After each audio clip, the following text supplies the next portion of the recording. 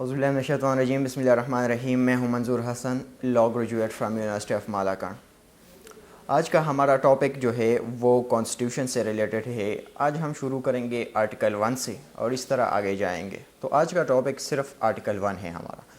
Article 1 basically Pakistan کے نام سے اور اس کے ٹریٹریز سے ریلیٹڈ ہے، اور پاکستان میں جو سسٹم ہے اس کے ساتھ ریلیٹڈ ہے۔ تو سب سے پہلے اس کا نام آتے ہیں کہ Pakistan article 1 reads that Pakistan shall be federal republic to be known as the Islamic republic of Pakistan. سب سے پہلے تو پاکستان کا نام جو ہے یہ 1933 میں 1933 میں جو ہے چودھری رحمت علی نے ڈیسائیڈ کیا تھا کہ جب ہم ایک ملک مسلمانوں کے لیے بنائیں گے تو اس کا نام جو ہے وہ پاکستان رکھا جائے گا۔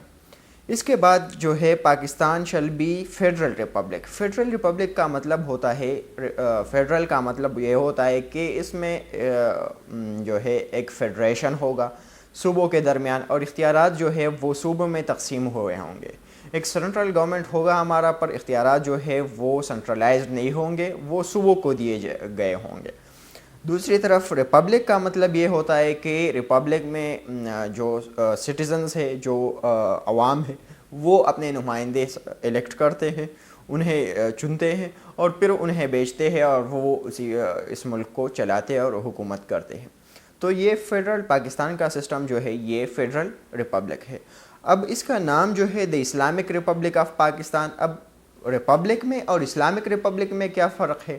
تو ریپبلک کا مطلب یہ ہوتا ہے کہ ساری ساورینٹی جو ہے، ساری اختیارات جو ہے وہ عوام کے پاس ہوتے ہیں۔ عوام ہی سب کچھ ڈیسائیڈ کرتے ہیں، سب کچھ کا فیصلہ کرتے، اپنے نمائندے بھیجتے اور پھر وہی ان کے لیے فیصلہ کرتے۔ اب اسلامک ریپبلک میں فرق کیا ہوتا ہے؟ اسلامک ریپبلک میں سارے اختیارات، ساری ساورینٹی سب کچھ جو ہے وہ اللہ کو کی ہوتی ہے، اور جو ہمارے نمائندے ہوتے ہیں اختیارات کو ایز اے ٹرسٹ استعمال کرتے، ان کے پاس یہ ایک امانت کی طرح ہوتے اور یہ اختیارات استعمال کرتے۔ دوسرا اسلامک کا مطلب یہ ہے کہ جو ملک ہوتا ہے، ریپبلک کنٹری جو ہوتی ہے، اس میں سارے قوانین جو اسلام نے ہمیں بتائے ہیں وہی قوانین جو ہے وہ اس میں فالو ہوں گے، وہاں پر وہ نافذ ہوں گے، لوگ اسے مانیں گے۔ تو پاکستان جو ہے وہ اسلامک ریپبلک ہے اور فیڈرل سسٹم ہے اس میں۔ اب آتے ہیں کہ پاکستان کے جو ہے وہ ٹریٹریز جو ہے وہ کون کون سے حدود پاکستان میں شامل ہے۔ تو بیسیکلی پاکستان میں 3 علاقے شامل ہیں۔ سب سے پہلے تو اس کے 4 صوبے ہیں جو ہمیں سب کو پتہ ہے کہ پنجاب ہے، سندھ ہے، بلوچستان ہے اور خیبر پختونخوا ہے۔ اس کے بعد ایک ٹریٹری ہے جسے کیپٹل ٹریٹری کہتے ہیں۔ کیپٹل ٹریٹری کا مطلب یہ ہوتا ہے کہ حکومت وقت جو ہوتی ہے وہ جس علاقے میں بیٹھتی ہے، جہاں سے اپنی اختیارات کی استعمال کرتی ہے، اسے فیڈرل کیپٹل یا کیپٹل ٹریٹری کہتے ہیں۔ تو اسلام آباد ہمارا جو ہے وہ کیپٹل ٹریٹری ہے یا فیڈرل کیپٹل ہے۔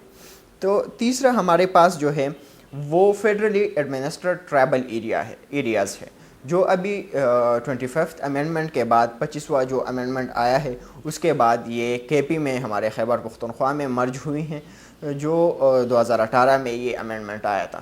تو اس کے بعد یہ خیبر پختونخوا میں مرج ہوئے، پر اس کے پہلے جو تھے یہ سارے علاقے ایک الگ سٹیٹس رکھتے تھے، اور یہ ایف سی آر کے تحت جو ہے فیڈرل جو کرائم ریگولیشن ہے، فرنٹیئر کرائم ریگولیشن، اس کے تحت یہ سارے اس پر نافذ تھا اور اس کے نیچے یہ کام کرتے تھے۔ تو فیڈرلی ایڈمنسٹرڈ ٹرائبل ایریاز میں ہمارے پاس 7 ایجنسیاں تھیں اور 6 جو ہے وہ فرنٹیئر ریجنز تھے، وہ سارے اب کے پی میں مرج ہوئے ہیں۔ یہ 3 علاقے ہمارے پاکستان کے ساتھ ہے۔ چوتھا جو ہمارے پاس ہے وہ سٹیٹس ہے، وہ ممالک ہے یا وہ علاقے ہیں یا وہ صوبے ہیں جو پاکستان کے ساتھ ایکسیشن کے تھرو یا کسی اور طریقے سے پاکستان کے ساتھ ملنا چاہتے ہیں۔ جیسے کہ ہمارے پاس ہے آزاد جموں کشمیر۔ تو آزاد جموں کشمیر بھی پاکستان کا ایک حصہ ہے۔ ویسے تو آزاد جموں کشمیر میں اپنا کانسٹیٹیوشن ہے، اپنی حکومت ہے، پر حصہ وہ پاکستان کے ساتھ شمار ہوتا ہے۔ اب یہ کون ڈیسائیڈ کرے گا کہ کون سا علاقہ پاکستان میں ہے، کون سا علاقہ پاکستان میں نہیں ہے، کس کو پاکستان کے ساتھ ملنا ہے، کس کو پاکستان کے ساتھ نہیں ملنا؟ تو یہ سارے اختیار مجلس شورا جو ہمارا پارلیمنٹ ہے اس کو دیے گئے، سینٹ اور نیشنل اسمبلی کو۔ اگر کوئی ملک، کوئی علاقہ ہمارے ساتھ ملنا چاہتا ہے تو وہ ڈیسائیڈ کریں گے، جو ہمارے پارلیمنٹ ہے، جب ہمارے مجلس شورا ہے، وہ ڈیسائیڈ کرے گا کہ یہ علاقہ ہمارے ساتھ ملے گا یا نہیں ملے گا۔ تو یہ تھا سمپلی پاکستان کے نام کے بارے میں اور اس کے ٹیریٹریز اور اس کے سسٹم کے بارے میں۔ تو آج کے لیے اتنا ہی کافی ہے، دعاؤں میں یاد رکھیے۔ اللہ حافظ۔